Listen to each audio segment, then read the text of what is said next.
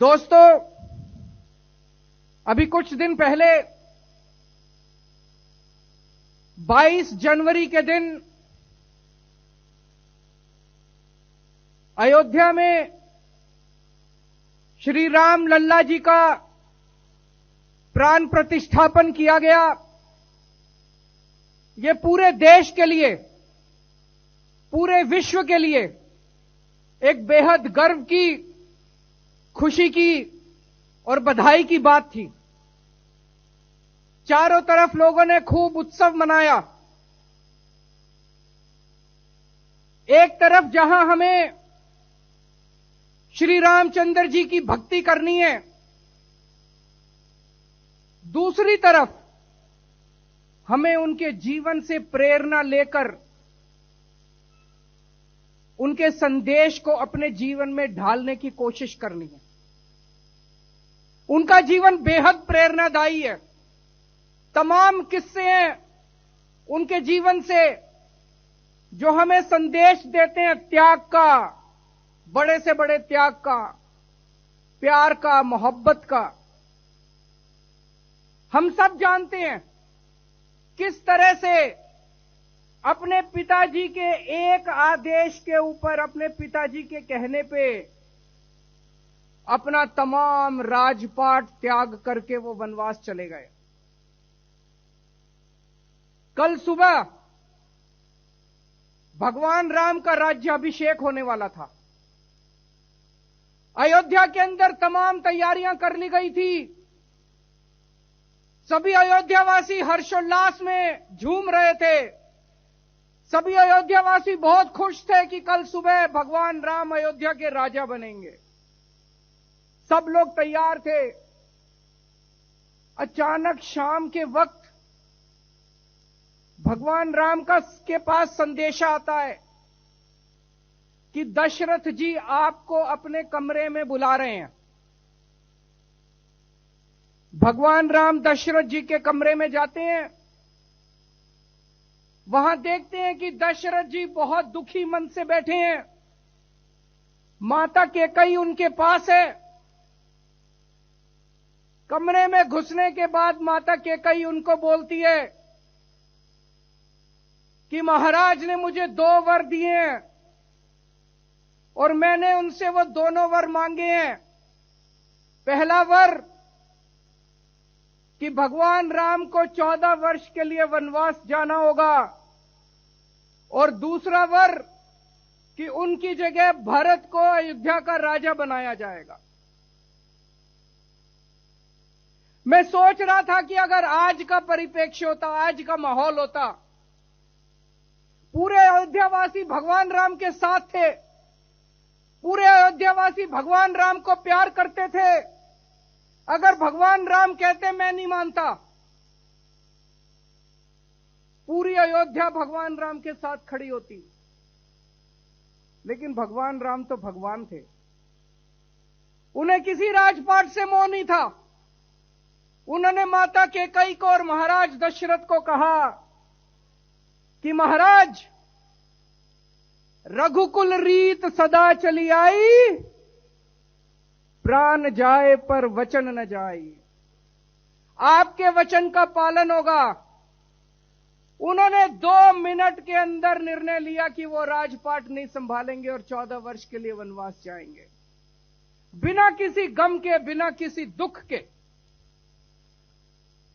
चेहरे पर मुस्कान के साथ भगवान ने उनसे विदा ली और खुशी खुशी 14 वर्ष वनवास के लिए चले गए। इससे हमें सीख मिलती है कि अपने मां बाप की आज्ञा का पालन करना चाहिए। इससे हमें सीख मिलती है कि हमें निर्मोह भाव से, निस्वार्थ भाव से सेवा करनी चाहिए। इससे हमें सीख मिलती है कि हमें किसी तरह का त्याग करने से पीछे नहीं हटना चाहिए। एक तरफ भगवान राम जब वनवास के लिए गए, उस वक्त भरत अपनी नानी के घर गए हुए थे। वो अयोध्या में नहीं थे। जब भरत लौट के आए और उन्हें पता चला कि उनकी माता कैकेयी ने महाराज दशरथ को कह के भगवान राम को 14 वर्ष के लिए वनवास भेज दिया,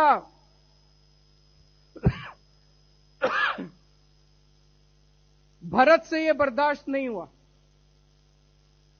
भरत जी पीछे पीछे उनके वनवास गए और वन में महाराज राम को ढूंढ के, भगवान राम को ढूंढ के उनके पैरों में गिर जाते हैं और कहते हैं कि ये राजपाट है भगवान, ये राजपाट आपका है, ये मेरा नहीं है, आप वापस चलिए और वापस चल के राजपाट संभालिए।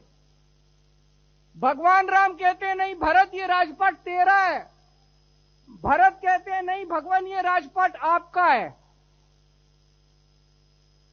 मुझे लगता है पूरे मानव जाति के इतिहास में इस तरह का सुंदर दृश्य देखने में शायद कभी नहीं मिला होगा। दो भाई लड़ रहे हैं, एक कह रहा है कि ये राजपाट तेरा है, दूसरा कह रहा है ये राजपाट तेरा है। आज के जमाने में दो भाई जब लड़ते हैं, वो कहता है ये जमीन मेरी है, वो कहता है ये जमीन मेरी है। इस तरह से इस तरह का सुंदर दृश्य पूरे मानव जाति के इतिहास में कभी देखने को नहीं मिला होगा। और उसके बाद भरत भगवान राम की खड़ाऊं लेके वापस आ जाते हैं, सिंहासन पे उनकी खड़ाऊं रखते हैं कि भगवान राम के आदेश पे और उन्हीं के नाम से राजपाट चलेगा। आजकल के जमाने में क्या होता है, एक बाप है, बहुत बड़ा सेठ है, उसके दो बेटे हैं, बाप की मौत हो जाती है, दोनों बेटों में झगड़े शुरू हो जाते हैं। उनकी जायदाद को लेके, जमीन जायदाद को लेके दोनों बेटों में झगड़े शुरू हो जाते हैं। दोनों बेटे अपने आप को भगवान राम का चेला मानते हैं, भगवान राम का शिष्य मानते हैं और दोनों भाई लड़ रहे हैं आपस में, कोर्ट में, कचहरी में, आपस में लड़ रहे हैं दोनों भाई, ये जमीन मेरी, ये जमीन मेरी। दोनों ने राम नाम का दुपट्टा ओढ़ रखा है। आसमान में अगर भगवान राम बैठे होंगे तो टप टप आंसू बहा रहे होंगे, ये कैसे मेरे भक्त आ गए जो मेरा संदेश भी नहीं मानते। हमें भगवान राम के जीवन को अपने जीवन में ढालना है, उनके संदेश को अपने जीवन में ढालना है। भगवान राम जाति को नहीं मानते थे, वो जाति के आधार पर भेदभाव नहीं करते थे। जब भगवान राम वनवास गए, चारों तरफ बात फैल गई कि भगवान राम वनवास आए हैं। बड़े बड़े राजा, बड़े बड़े लोग उनके दर्शन करना चाहते थे। वन में एक माता शबरी थी, शबरी माता थी। वो ऐसी जाति से आती थी जिसको समाज के अंदर जो छुआछूत से प्रताड़ित थी। माता शबरी छुआछूत से प्रताड़ित थी, वो ऐसी जाति से आती थी। उन दिनों में उसे छोटी जाति कहते थे, छोटी जाति से आती थी। भगवान राम की परम भक्त थी। भगवान राम बड़े बड़े राजाओं को दर्शन देने के लिए उनके महलों में नहीं गए। भगवान राम माता शबरी की गरीब झोपड़ी के अंदर उसको दर्शन देने के लिए गए। और जब भगवान राम माता शबरी को मिलने के लिए जाते हैं, वो इतनी भोली है, इतनी भोली है, वो चाहती है, वो बेर लेके आती है वन से, और वो चाहती है कि वो केवल मीठे बेर भगवान राम को खिलाए। तो वो एक एक बेर निकालती है, उसको पहले चखती है और झूठा बेर टोकरी में रख के महाराज के सामने रख देती है। जो खट्टे बेर हैं उनको फेंक देती है। झूठे बेर, मां शबरी के झूठे बेर भगवान उठा उठा के खा रहे हैं। लक्ष्मण भगवान राम को कहते हैं कि हे भगवान, ये क्या कर रहे हैं, ये झूठे बेर हैं। भगवान राम कहते हैं कि इतना अच्छा आहार मैंने आज तक जिंदगी में नहीं किया। कोई मेरा भक्त अगर प्यार से मुझे जो भी खिलाएगा, जैसे भी खिलाएगा, वो मुझे मंजूर है। ऐसे थे भगवान राम, जो जाति के आधार पे कोई भेदभाव नहीं करते थे। आज हमारा समाज जाति के आधार पे पूरा बटा हुआ है।